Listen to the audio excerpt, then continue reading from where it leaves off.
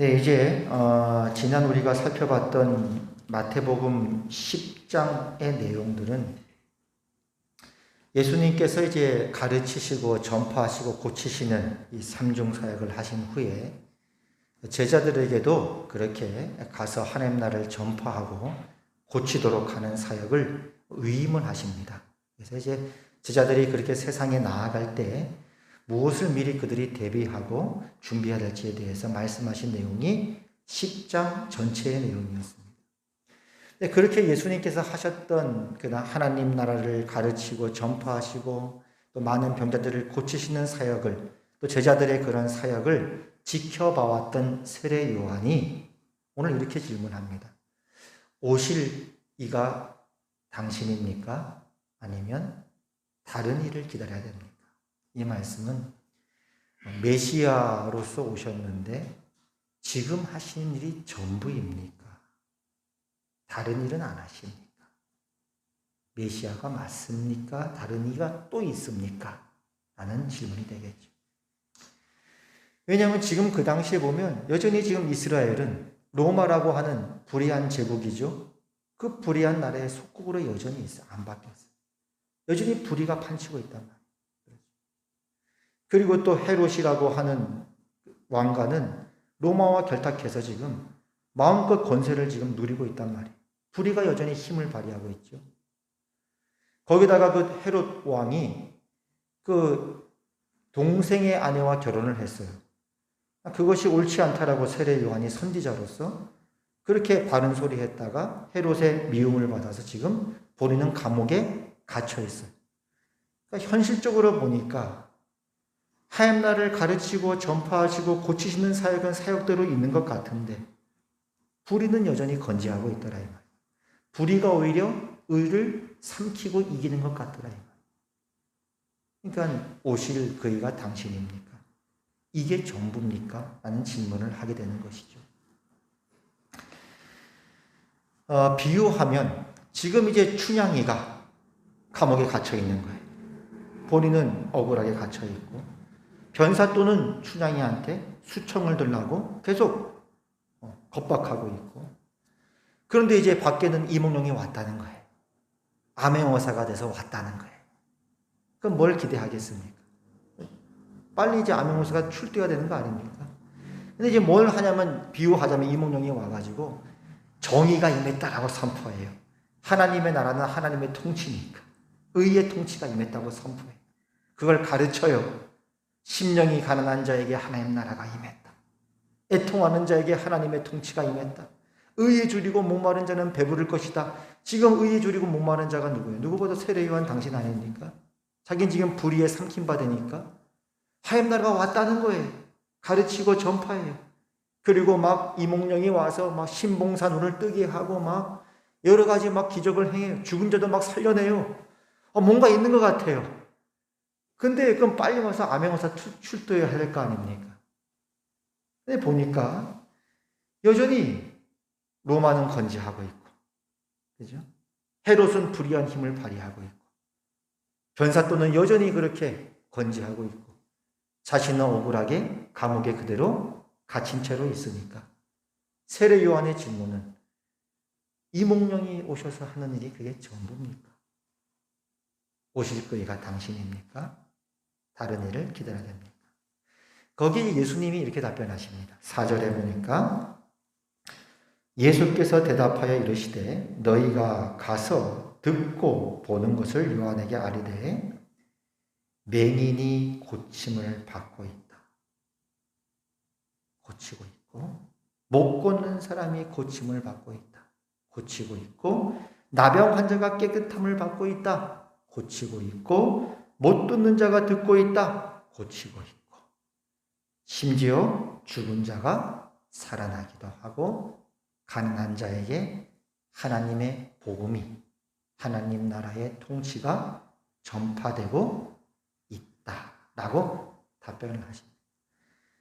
맞다, 나는 메시아로 여기에 왔고, 나는 메시아로서 하나님의 뜻을 이루고 있고, 그리고 나는 지금 그 하나님 나라의 완성을 위해 지금도 일하고 있고 이루어가고 있는 중이다 라고 답변을 합니다.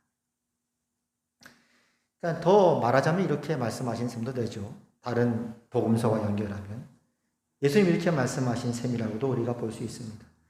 내 나라는 이 세상에 속한 것이 아니다. 만약에 내 나라가 이 세상에 속했으면 하나님께서 12군단으로 돋는 천사를 보내어서 나로 하여금 로마 당국에 넘겨지지 않도록 했을 것이다. 내 나라는 이 세상에 속한 것이 아니다. 의인은 오직 믿음으로 말미암아 사는 것이다.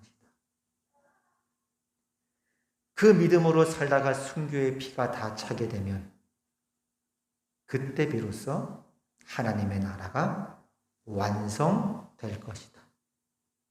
비유하자면 춘향아, 여러분은 다 하나님 모시기에는 그리스도의 신부니까 춘향인 거예요.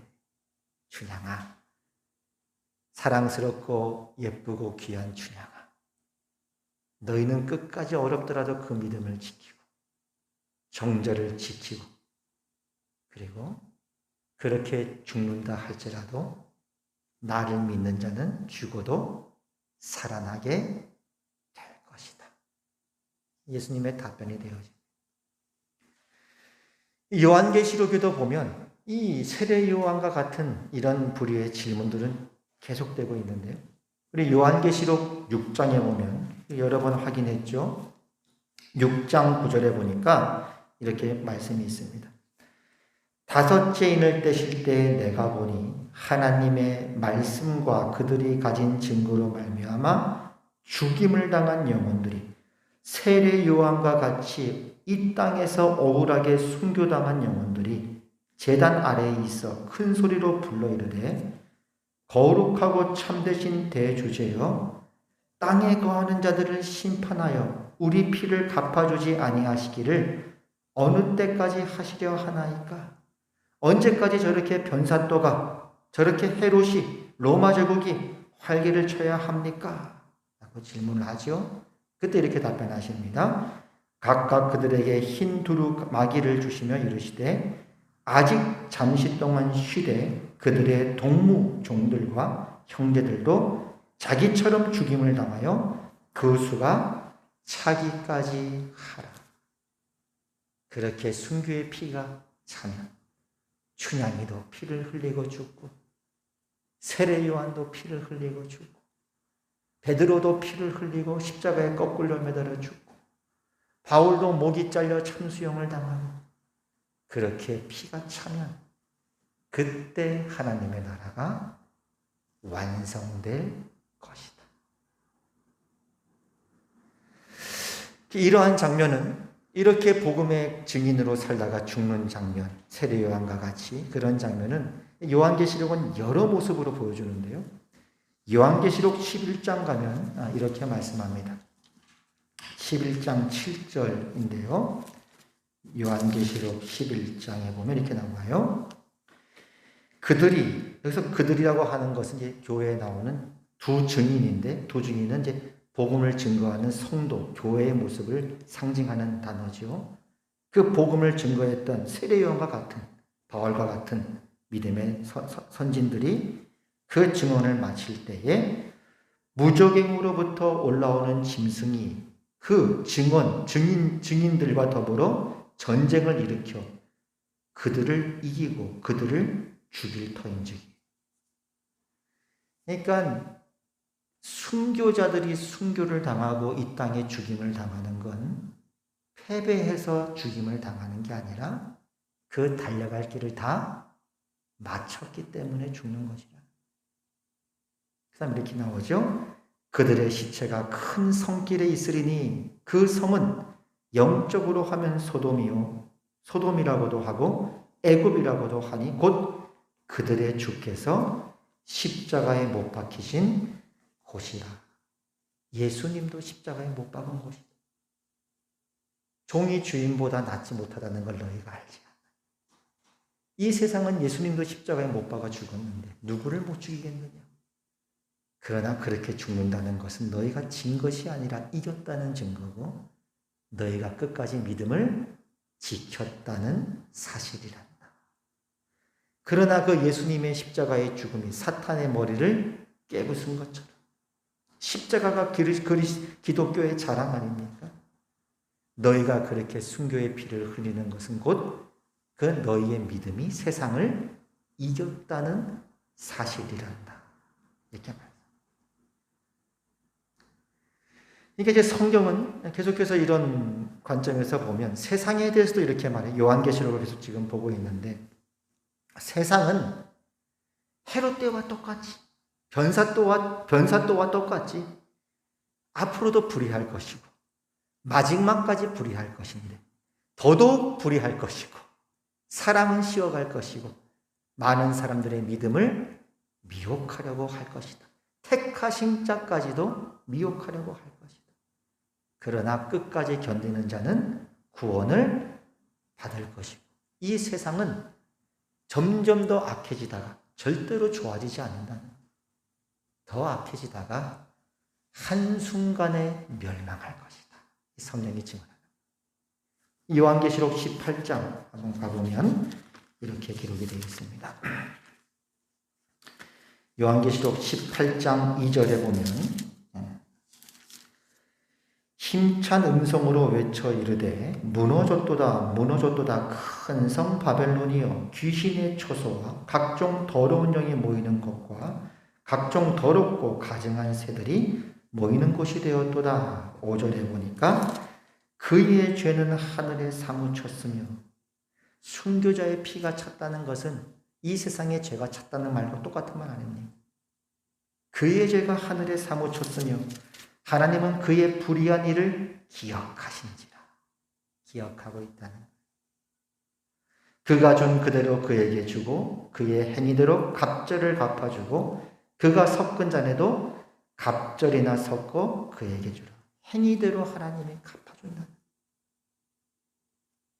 8절에 보니까 그러므로 하루 동안에 그 재앙들이 이르리니 곧 사망과 애통함과 흉년이라. 그가 또한 불에 살라지르니 그를 심판하시는 주 하나님은 강하신 자이십니다. 하나님이 약해서 그런가 합니다. 하나님은 지금 그때를 기다리고 있고 채우고 있다. 순교의 피가 차고 이 땅의 불의가 차면 이 땅은 하루 동안에 망할 것이고 이 세상을 심판하는 하나님은 강하신 하나님입니다. 16절로 보니까 이르되 화이또다 화이또다 큰 성이요 세마포옷과 자주옷과 붉은 옷을 입고 금과 보석과 진주로 꾸민 것인데 얼마나 화려합니까? 온갖 명품을 다 갖고 있죠. 그러한 부가 한 시간에 망하였다. 이 세상이 마지막에 멸망하는 그 순간은 한 시간이면 충분하다. 18절 그가 불타는 연기를 보고 외쳐 이르되 이 큰 성과 같은 성이 어디 있느냐 하며 티끌을 자기 머리에 뿌리고 울며 애통하여 외쳐 이르되 화이또다 화이또다 이 큰 성이여 바다에서 배부리는 모든 자들이 너의 보배로운 상품으로 치부하였더니 한 시간에 망하였다. 이게 성경이 증언하는 거예요. 그러니까 하나님 나라가 이 땅에 왔어요. 우리는 하나님 나라를 가르치는 겁니다. 심령이 가난한 자에게. 예수님을 믿는 자는 하나님 나라 백성이 됩니다. 그렇죠? 지난주도 어떤 분이 연락이 와서 새생명 축제 때 이제 보고는 너무 감사했다고 연락이 온 분이 있었는데 지금도 하나님 나라가 전파되고 있는 거예요. 하나님 나라가 임하고 있는 거예요. 애통하는 자에 하나님 나라가 임해서 치유함을 받습니다. 고침을 받습니다. 그러나 여전히 세상은 불의해요. 불의할 겁니다. 믿는 자들은 이 땅에서 순교를 당하기도 하고 희생을 당할 겁니다. 그러나 그 피는 차게 될 것이고 그 피가 차면 한 시간에 이 세상은 멸망할 것이다. 성경이 말합니다. 그래서 이제 한편 이런 생각이 들어요. 우리가 이제 신앙이 자라고 성장한다는 것. 이것은 무엇과 연결될 수 있냐면 우리가 자라는 인생하고도 연결되는 것 같아요. 무슨 말이냐면 우리가 자라는 지금까지의 과정을 살펴보면 어릴 때는 순수함, 동화 같은 세상, 순수함. 백설공주는 반드시 이겨야 됩니다. 그렇죠? 로버트 태권브이는 지면 안 돼요. 그 동화 같은 순수함. 착하게 살면 보상받고 불의하면 큰일 나. 어릴 때 그 동화 같은 세상이 있는 거예요. 순수함이 있어요. 세상은 수학 공식처럼 딱 떨어지는 분명하고 명확한 그런 어릴 때의 단순하고 순수한 마음이 있다가 나중에 이제 사춘기가 되면은 깜짝 놀라죠. 내가 알던 세상이 전부가, 세상은 동화가 아닌 거예요. 힘이 전부인 것 같아. 주먹이 먼저인 것 같아. 착하게 살면 바보 같습니다. 세상은 수학 공식처럼 떨어지는 게 아니라 세상은 요지경이라는 사실을 사춘기 때 깨닫습니다. 당황하죠.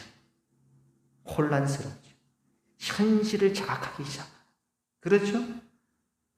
나 그것도 잘하는 과정이 그런 혼란을 거쳐서 나중에 보니까 내가 지금 사는 현실은 동화가 아닌 불의가 가득 차고 불의가 힘을 얻는 것 같은 세상인데 그것도 보니 이 세상도 보니 살아보니 어떻습니까 여러분? 사춘기를 다 지나신 여러분들 지금 살아보니 어때요? 이것도 덧없구나. 이 세상의 인생도 덧없이 흘러가는 한여름밤의 꿈같이 흘러가는 짧디 짧은 인생을 살아가는 겁니다. 깨닫는 거 아닙니다. 그래서 예를 들어 이제 얼마 전에 우리 노태우 전 대통령에서 이제 서거하시지 않았습니까? 그분이 뭐 잘한 것도 있고 또 여러 가지가 있지만 그야말로 이제 언론에 보니까 말 그대로 영욕의 세월 이렇게 했더라고요. 영광과 욕됨의 세월. 노태우 대통령뿐만 아니라 뭐 예를 들면 한 인간으로 보는 거예요. 노태우 대통령이라고는 한 인간으로 봤을 때, 뭐 정치 이런 걸 떠나서 한 인간으로 봤을 때 가만 보면은 어떻게 우리나라 대한민국의 군인이셨잖아요. 한 인간 객관적으로 그냥 보면 선입견을 빼고 그냥 보잖아요. 군인으로 있다가 남자로서 출세하고 싶겠죠. 근데 군대 보니까 이제 군대 내 사조직이 있는데 하나회라고 하는 그 사조직에 들어가게 됐어요. 뭐 성공하고 출세하기 위해 서로 밀어주고 끌어주고 하는 거 아닙니까? 근데 그 하나회 안에서 대통령이 배출되고 정권을 잡았어요. 그럼 뭐 완전히 우리 세상 아닙니까? 그래요, 안 그래요? 우리 교회에서 한 분이 대통령 나왔다고 생각해 보세요. 얼마나 우리가 좋습니까? 조직에서 그랬죠. 본인도 대통령을 하셨잖아요. 그 인생이. 근데 살아보니까 그게 금방이에요, 아니에요? 한여름밤의 꿈 같다. 결국 그랬던 분들도 하나, 둘 나이가 들어가고 걷지도 못하고 나중에 말도 못하시고 어눌해지시고 그렇게 꽃에 시드는 것처럼 떨어지더라. 결국 노태우 대통령께서 마지막 유언이 이런 거 아닙니까? 내가 모든 과오를 다 짊어지고 가겠다. 여러분 저를 용서해 주십시오. 그렇지 않습니다. 무엇인들? 우리 하나님 나라의 백성들은 어떻게 보는 거죠? 하나님이 살아계시다. 우리 인생은 모세의 표현에 의하면 하나님의 진노 아래 신속히 날아가는 인생. 인생 너무 짧다. 그리고 우리 모두는 하나님의 심판대 앞에 무릎을 꿇게 될 것이고 우리 각자의 일을 직접 고하게 되는 날이 있을 것이고 행한 대로 하나님은 갚으시는데 의인은 오직 믿음으로 말미암아 살라고 말씀하신다. 이것이 인생이다. 이런 것들을 배워가는 거예요. 순수하면서 현실을 자각하고 당황하고 그러나 그 현실도 금방이고 결국 어떻게 살아가는 것이 참된 것인가를 고민하게 되는 과정입니다. 교회도 마찬가지. 우리 한국 교회를 예를 들면 제가 잘 아는 것도 아니지만 그래서 안다게 다른 나라를 잘 모르니까 한국은 교회를 보는 거예요. 70년대 우리가 이제 부흥기를 맞이해요. 70년대는 대부분 초신자들이 많았어요. 초신자가 많다는 건 분명하죠. 명확하죠. 분명하고 명확하죠. 모호하지 않잖아요. 요지경이 아니잖아요. 수학 공식처럼 딱 떨어지죠. 그때는 또 우리나라 경제 성장기예요. 워낙 뭐 우리는 못 살았으니까, 바닥에서 시작했으니까. 막 경제가 막 한강의 기적으로 막 살 때예요. 그러니까 뭐 믿으니까 하나님께서 복 주신다. 보상해 주신다. 할렐루야. 분명하지 않습니까? 뭐 의심할 여지가 없잖아요. 그 세월을 살아왔어. 기독교가 세력이 있었고 경제적으로는 성장기였고 그런 때 우리가 지내왔단 말이에요. 근데 지금은 어쨌거나 전 세계가 더 어려운 시기예요. 미국에도 노숙자가 있는 거 아시죠? 영어가 아깝다 어떤 분이 그런 얘기를 하는데 미국에도 노숙자가 전 세계적으로 다 어려운 시기. 그 어려운 시기니까 이제는 당황스러운 거 아닙니까? 우리의 믿음도 공격을 받는 거 아닙니까? 오히려 변사또가 더 떵떵거리고 헤롯이 세례 요한을 감옥에 가둬놓고 로마 제국은 여전히 건재하고 이런 도전 앞에 우리가 매일매일 살아가요. 그러나 한편 보면 지금이야말로 하나님께서 우리들의 믿음을 정금같이 빚어가는 때가 아닌가. 예수님이 가르치셨고 전파하셨고 선포하셨던 하나님의 나라는 지금 당장 이 땅에 완성되는 그런 나라가 아니라 하나님의 약속으로 여전히 남겨져 있고 이 세상에는 알곡이 있을 뿐만 아니라 가라지도 솟겨 있는 거예요. 그렇죠? 베드로와 바울이 가르쳤던 그 하나님의 나라 역시 하나님의 나라는 약속으로 남겨 있고 우리는 끝까지 믿음으로 말미암아 살아가고 결국 순교로서 그 생을 마무리했더라.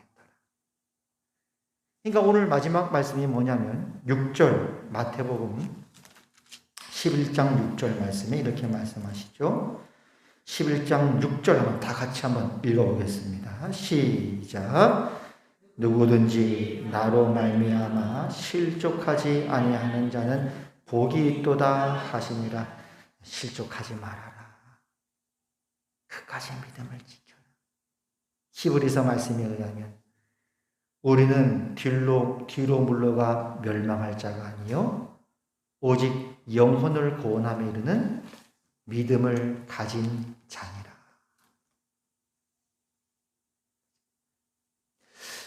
예전에 우리 한참 막 기독교가 천만이다 했을 때도요. 올로 목사님께서 이제 그런 설교했던 기억이 있어요. 야, 말이 지금 우리가 기독교가 천만이라 그러지만 실제 천만이냐? 그러지. 허수 아니냐? 그리고 천만 하지만 알곡이 몇 명이나 있겠느냐? 예수님 잘 믿자 이런 내용이었겠죠. 그런 말씀했던 게 기억. 천만이라 하지만 진짜 천만이냐? 알곡이 진짜 몇 명이겠느냐? 어쩌면 지금이야말로 하나님께서 우리의 신앙을, 믿음을 정금같이 연단하는 것 같아요. 아멘. 여러분, 여의도 광장에 100만 명이 다시 모이면 여러분의 믿음이 더 좋아집니까? 그거와 상관없는 거예요. 다시 한국 땅에 제2의 한강의 기적이 일어나서 막 GDP가 막 올라가고, 막 11조를 1억씩 내고, 그리고 취직 걱정 하나도 없고, 그럼 우리 믿음이 더 좋아질 것 같습니까? 그거와 상관이 없다는 거예요.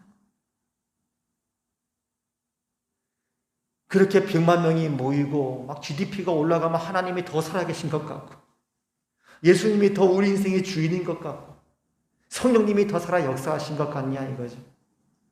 그렇지 않다. 우리가 살아가는 신앙의 과정과 완성의 과정 속에는 세례 요한처럼 질문도 있는 거예요. 이게 맞습니까?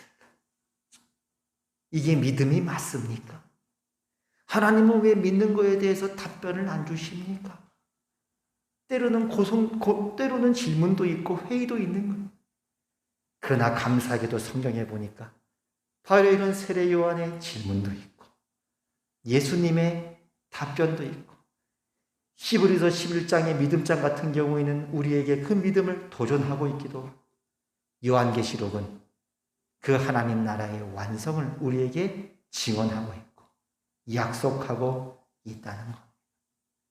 오늘 말씀은 이거죠. 너희는 믿음으로 살아라. 너희는 여전히 교회다. 그리고 하나님의 그 일을 위임받은 자들이. 너희는 계속해서 이 하나님의 나라를, 하나님의 통치를, 지금은 헤롯이 활개치는 것 같지만 그러나 하나님 나라의 통치를 너희는 가르치고 전파하고 고치도록 하여라. 저는 이제 여러분들이 많은 또 기도를 해주시고 예배 시간 때도 많이 기도해 주셔서 너무너무 감사합니다.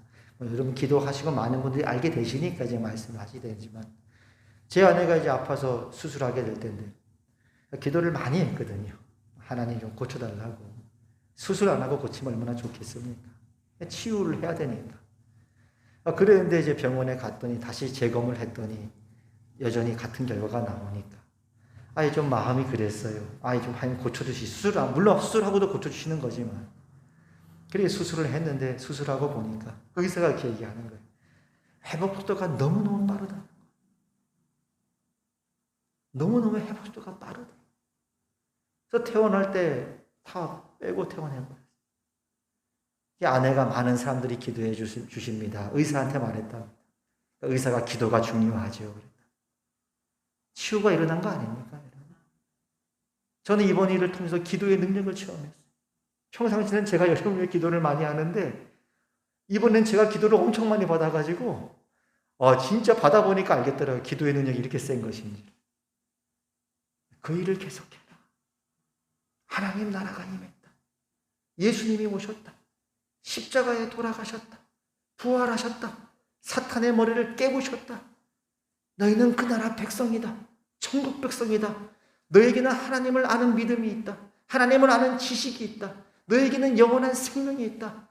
그 하나님 나라를 가르치고 전파하고 고치는 일을 계속적으로 하여라. 그렇게 살아가는 게 복이요. 그렇게 믿음으로 살다가 죽으면 세례 요한이요. 그렇게 살다가 부활하면 세례 요한이요. 베드로요. 바울이다. 너희가 그러한 자이고 우리는 비로 물러가 멸망할 자가 아니요 오직 영혼을 구원함에 이르는 믿음을 가진 자니라. 하나님은 오늘도 우리를 붙들어 주시고 여러분을 지금도 하나님은 정금같이 빚어보고 계시고 모든 것이 합력하여 선을 이루고 계시는 과정이며 환난은 인내를, 인내는 연단을, 연단은 소망을 이루는 줄을 믿으시기를 바랍니다. 그리고 한 가지, 의인은 7번 넘어질지라도 할렐루야, 다시 일어나게 될 줄로 믿습니다. 세례 요한도 마지막 죽는 순간 약간 삐끗했어요. 그렇게 믿음 좋은 사람도. 그러다 세례 요한은 다시 일어났고 마지막 목이 잘리는 그 순간까지 그는 그의 길을 완수하고야 말았습니다. 이 은혜가 지금 여러분 모두에게 있습니다. 이것이 바로 한 길 가는 순례자. 우리가 걸어왔고 걸어가고 있고 앞으로도 걸어가야 할 길인 것입니다. 기도하겠습니다. 하나님 아버지, 은혜를 감사드립니다. 어릴 때에 순수할 때에 동화 같은 순진하고 순수한 신앙에서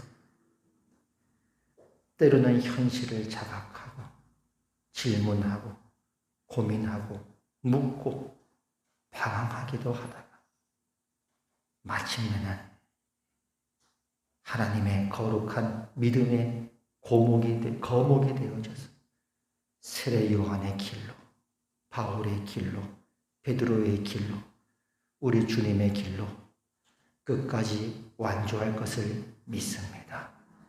오늘 그렇게 우리를 붙들어 주시고 우리를 붙잡아 주시는 하나님, 더욱더 우리 화평 성도들의 발걸음을 굳게 세워주셔서 끝까지 믿음으로 승리하며 하나님 앞에 영광 돌리는 복된 성도, 복된 우리 화평교회 되게 하여 주시옵소서.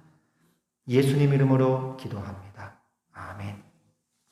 이제는 우리 주 예수 그리스도의 은혜와 하나님 아버지의 그 크신 사랑과 성령 하나님의 감화, 감동, 교통, 위로 역사하심이 내가 안다. 너희는 뒤로 물러가 멸망할 자가 아니요 오직 영혼을 구원함에 이르는 믿음을 가진 자니라. 이 말씀에 아멘으로 화답한 우리 모든 하나님의 백성들 위해 이제부터 영원까지 항상 함께 있을지어다. 아멘.